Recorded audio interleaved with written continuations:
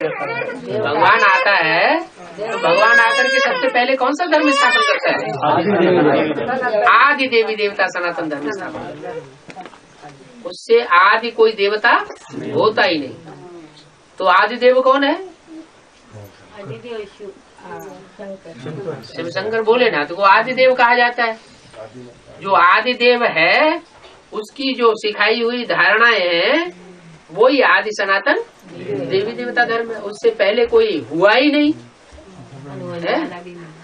हाँ, नहीं होगा। 2500 साल के बाद दूसरे दूसरे धर्म पिताएं आएंगे, आकर के अपने अपने धर्म स्थापन करेंगे, लेकिन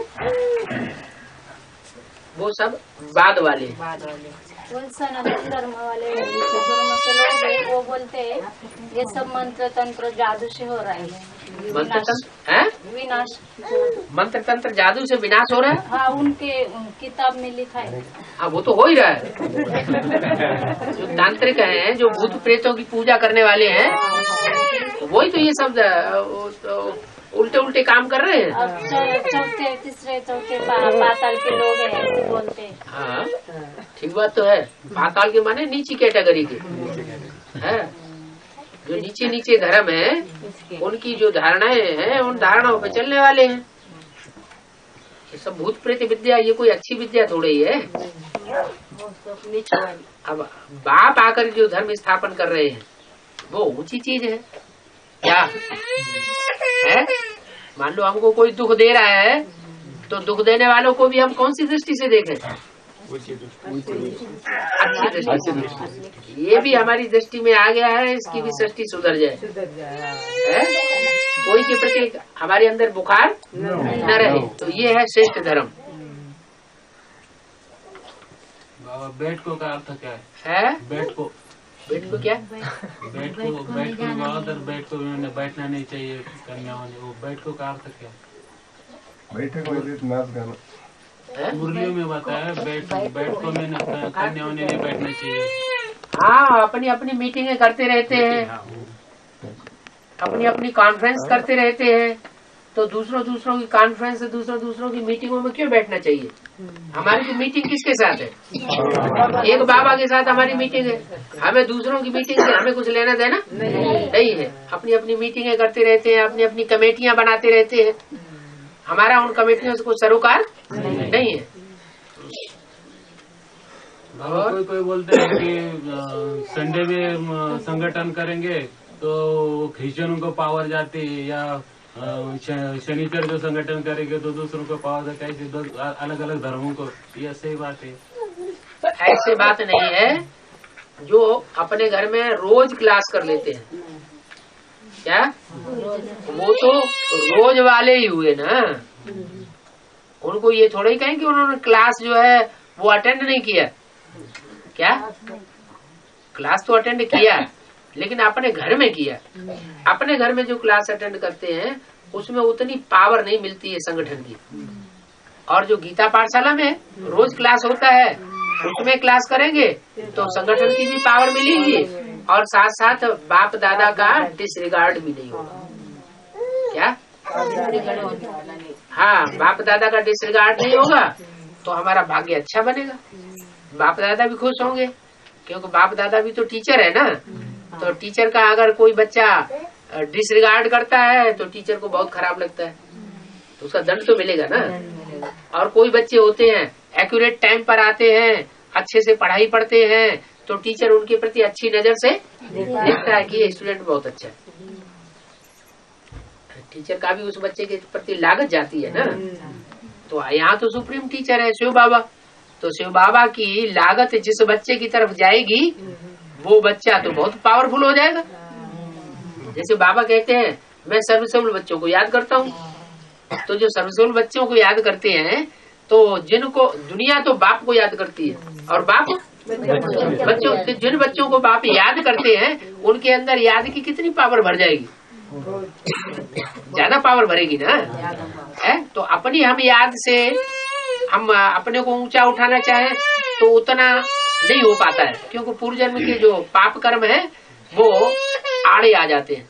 लेकिन बाप जब हम बच्चों को योग बल देता है, याद की पावर देता है, तो हमारे अंदर कई गुनी शक्ति आ जाती है। तो इस बात का ध्यान रखना चाहिए कि हम जो भी क्लासेस बाप दादा ने बनाए हैं, जो भी गीता पाठशालाएं निमित्त बनाई है, उन गीता पाठशालाओं में टाइम से क्लास करने के लिए पहुंचना चाहिए। मुरली घर में हम सुनता है तो हमारा उधर होता है क्लास में। नहीं होता तो है, लेकिन वो पावर नहीं मिल सकती। एक तो डिसरिगार्ड हो गया बाप दादा का कि क्लास अटेंड ही नहीं किया। माना बाप दादा ने जो नियम बनाया, जो पाठशाला बनाई, उस पाठशाला का रिगार्ड नहीं दिया, तो फिर उसका दंड नहीं मिलेगा। धीरे धीरे धीरे धीरे अवस्था नीचे आ जाती है, पता ही नहीं चलता कि अवस्था नीचे आ गई। माया ने हमको अच्छी तरह से जकड़ लिया। इसलिए क्लास जरूर अटेंड करना चाहिए, कोशिश करके अटेंड भी करना है और रेगुलर टाइम से भी जाना है। क्या मुरली शुरू हो गई और मुरली शुरू होने के बाद फिर हम क्लास में पहुंचे, टीचर आ गया, टीचर ने पढ़ाई पढ़ाना शुरू कर दी, फिर तो डिसरिगार्ड हो जाता है। हाँ जी।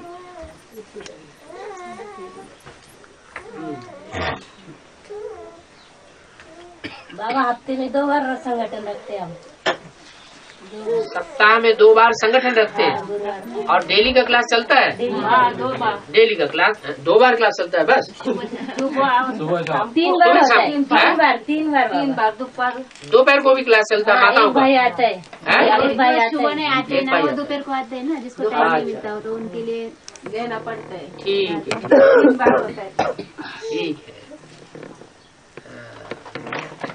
गीता पाठशाला है ही इसके लिए है। तो जो टाइम मिलेगा हाँ। टाइम मिलेगा वो टाइम लेना पड़ता है। जैसे लक्ष्मी नारायण के मंदिर का वातावरण होता है बढ़िया, ऐसे बढ़िया वातावरण बना रहे हैं।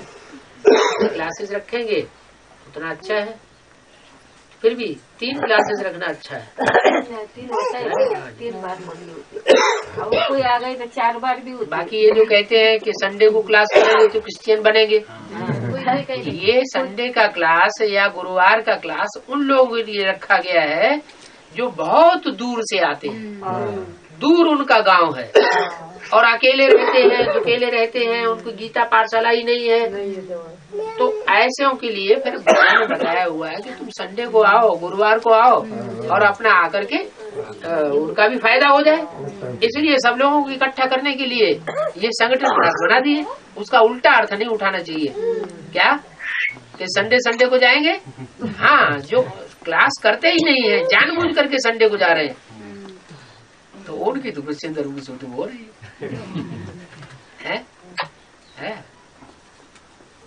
और बाबा बार में कहते रामायण लिखने होने के आदि में वाल्मीकि ऋषि ने रामायण लिखा था। हाँ, तो वाल्मीकि ऋषि कौन है हमारे? वाल्मीकि ऋषि जो तुलसीदास की आत्मा, जो वाल्मीकि की आत्मा, बाबा ने तो बोला हुआ है, अपनी अपनी कथा कहानियां अपने अपने शास्त्रों में लिख दी।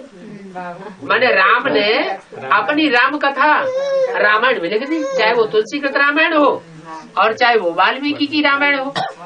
द्वापर युग में वाल्मीकि के रूप में जन्म लेकर के रामायण की कथा लिख दी और कलयुग में तुलसीदास के रूप में जन्म लेकर के रामायण की कथा लिख दी। तो राम का ये 2 जन्म क्लियर हो जाते हैं बाबा की मुरली के आधार पर। एक तो द्वापर में वाल्मीकि था और एक आज से 500 साल पहले तुलसीदास।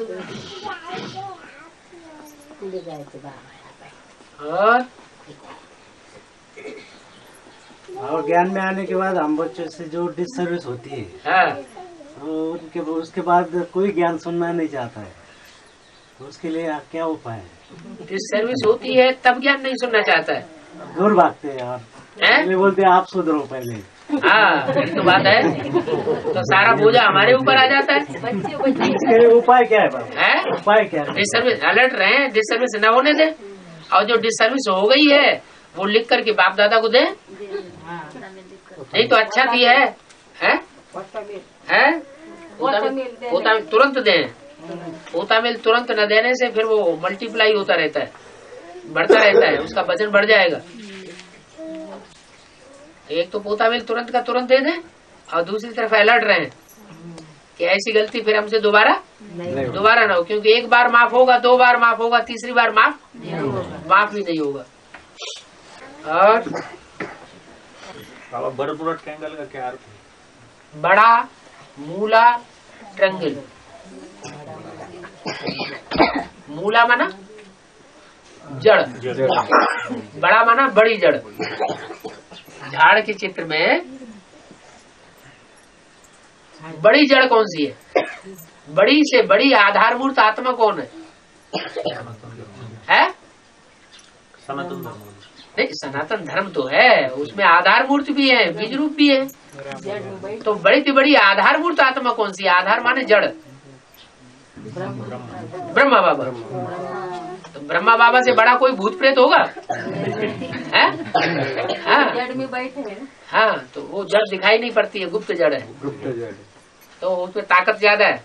क्या कहते हैं ना कि ये जो बनियन ट्री है उसकी जो मुख्य जड़ है वो लोप हो गई, मुख्य तना लोप हो गया, लेकिन ऊपर अगर जमीन खोदी जाए तो लोप मिलेगा, और जहाँ नीचे पानी है वहाँ वो जड़ मिल जाएगी खोदने से। तो ऐसे नहीं कि बिल्कुल लोप हो जाता है, कुछ न कुछ रहता है। तो वो सबसे बड़ी जड़ है, तो गुप्त होने के कारण उसमें ताकत भी ज्यादा है। जितने भी भूत प्रेत हैं दुनिया के, वो सब उनके कंट्रोल में आने वाले है। धर्मराज के आत्मा है। हाँ जी, हाँ जी बाबा। एक मुरली में बोला है कि बड़मूला ट्रायंगल भक्ति मार्ग में वहाँ माना वहाँ ये मैक्सिको की खाड़ी जो है, अमेरिका, उत्तरी अमेरिका के दक्षिण में, हाँ, वहाँ पर एक ऐसा स्थान है समंदर में कि जो भी जहाज जाते हैं, हवाई जहाज या समुद्र के जहाज, सब पानी में समा जाते हैं, नष्ट होती है। हाँ, वहाँ खत्म हो जाते हैं। तो ऐसी कोई बात नहीं है कि लोग समझते हैं कि वहाँ कोई चुंबक का पहाड़ है जो खींच लेता है, लेकिन वो भूत प्रेत है, का अड्डा है। भूत प्रेतों का अड्डा बड़े बड़े जहाजों को भी अपनी गिरफ्त में ले लेता है। वो तो वही हद की बात। अपने ब्राह्मणों की दुनिया में क्या, अपने ब्राह्मणों की दुनिया में भी बड़मूला ट्रायंगल है। क्या एडवांस पार्टी का बड़मूला ट्रायंगल, जहाँ एडवांस की ट्रेनिंग होती है, एडवांस की भट्टी होती है। कोई भी आत्मा ब्रह्मा कुमार कुमारी अगर पहुंचेगा और अगर ज्ञान सुन लिया तो बस तो अपनी पुरानी जिंदगी उसको हाथ धोना पड़ेगा। आत्मा एरोप्लेन है ना, है चंद्रकांत वेदांत जहाज कहा जाता है ना, है। तो कोई आत्मा समुद्री जहाज है, तो कोई आत्मा एरोप्लेन है, एरोप्लेन ऊपर उड़ता है, और चंद्रकांत वेदांत ज्ञान सागर में तैरता है, बड़े से बड़ा जहाज है। जैसे शंकर के लिए कहा जाता है शंकर चाप जहाज, गुरु नानक के लिए भी कहते हैं नानक चाप जहाज कहते हैं वास्तव में, लेकिन वास्तव में तो शिव बाबा जिस तन में प्रवेश होते हैं मुकर्रर रूप से, वो ही शरीर रूपी जहाज, शरीर रूपी नवैया कहो, जहाज कहो, बड़ी से बड़ी नाव कहो, है, उसका आधार लेने वाली आत्माएं सब हार जाने वाली हो जाएंगी। और अष्टरत्न ये वर्ष में बन जाएगी बाबा। अष्ट रतन अलग है। रतन जो होते हैं वो एक दूसरे से कम वैल्यू वाले होते हैं। अष्ट रत्नों में सबसे ज्यादा वैल्यूबल होता है हीरा। हाँ, वो तो एक हीरे का नाम है। तो ऐसे जो दूसरे रतन है, पन्ना, मोती, माणिक, मूंगा, वो कम कीमत वाले हैं। लेकिन जो अष्ट देव हैं वो 8 देवता, उनमें बहुत स्लाइट अंतर है। हाँ, वो सूर्यवंशी है सब। जो रतन है वो अलग अलग धर्मों की मुखिया है। हाँ जी। अंतर पड़ जाता है। आणि अष्टदेव ये सूर्यवंशी है ना। हाँ, अष्टदेव देवता का मतलब क्या है? देवता 84 जन्म लेने वाला होगा या कम जन्म लेने वाला होगा? जो पूरे 84 जन्म लेते हैं वो देवता कहे जाते हैं। और जो देवता होंगे वो फिर सूर्यवंशी होंगे या चंद्रवंशी इस्लाम वंशी होंगे? क्योंकि चंद्रवंशी इस्लाम वंशी तो बाद में आते हैं, पहले सूर्यवंशी। नारायण है ना, है जी? अलग अलग। हाँ, नहीं, वो नारायण बात अलग, अलग धर्म के है। हाँ जी। अलग अलग। सतयुग में जो नारायण बनेंगे वो अलग। हाँ, 9 भक्ति है ना, वो तो 9 प्रकार। वो भक्ति भी 9 प्रकार की है, तो याद भी 9 प्रकार की है। नारायण और रतन अलग अलग है जो हाँ जी अलग अलग है, लेकिन एक दूसरे में उनसे उनका कनेक्शन भी होता है। बाबा जो बोले कि जो तन से भी सरेंडर होते है? और मन बुद्धि से भी सरेंडर होते वो ज्यादा तीखे चले जाते। मन बुद्धि से अभी कोई सरेंडर हुआ ही नहीं है। बाबा कहते हैं माया सबसे पहले सरेंडर होगी। जब बाप की प्रत्यक्षता होगी तो माया सबसे पहले सरेंडर होगी। इसलिए जो सबसे पहले मन बुद्धि से सरेंडर हो जाए वो सबसे ज्यादा पावरफुल बन जाएगा। अभी सरेंडर तो हुए हैं, बहुत हुए हैं, लेकिन अपनी अकल चलाते रहते हैं। मन बुद्धि से नहीं हो गए है? जब तक अपनी अकल चलाते रहते हैं, बुद्धि चलाते रहते हैं, मन चलाते रहते हैं, तब तक मन जीते जगत जीत नहीं बन सकते। माया जो है उसमें ऐसी सिफ्त है कि जब प्रत्यक्षता होगी तो सबसे पहले सरेंडर हो जाएगी। इसलिए माया सर्वशक्तिवान का टाइटल ले लेती है। बच्चे सर्वशक्तिवान का टाइटल अभी तक भी 70 साल पूरे होने जा रहे हैं, कोई बच्चों ने सर्वशक्तिवान का टाइटल नहीं ले पाए। तो एक तरफ माया और दूसरी तरफ बाप और बाप के बच्चे, इक्वल राज्य हो जाता है। 2500 साल चलता है बाप का स्थापन किया हुआ राज्य, और 2500 साल चलता है माया रावण का राज्य। माया कहती है बाप नहीं आया हुआ, ये नहीं हो सकता कि बाप आया हो। माया क्या कहती है? बाप कैसे आ सकता है? बाप जो आना था सो आ गया ब्रह्मा के तन में, अब कोई बाप आप नहीं आने वाला। वो ही गीता का भगवान है। कौन दादा लिख रहा है? ब्रह्मा। और दूसरा कोई गीता का भगवान नहीं हो सकता। माया ये कहती है, और बाप कहते हैं बाप आया हुआ है। तो बड़ी भारी लड़ाई हो गई। बाबा बोला है कि तन की सुरक्षा के लिए कमल फूल समान पवित्र रहना है। हाँ? तन की सुरक्षा के लिए कमल फूल समान रहना है। हाँ? तो फिर स्थूल धंधा करने की क्या जरूरत है? स्थूल धंधा करने की जरूरत उनको है जिनके 10-15 बच्चे हैं, 8-10 बच्चे हैं, तो उनकी परवरिश कौन करेगा? है? छोटे छोटे बच्चे हैं, उन्हें कौन देखेगा? ये कि मैं 5-7 साल के बच्चों को संभालेंगे? हैं? हाँ, तो उनको धंधा भी करना पड़े। सबके लिए एक डायरेक्शन थोड़ा ही हो सकता है।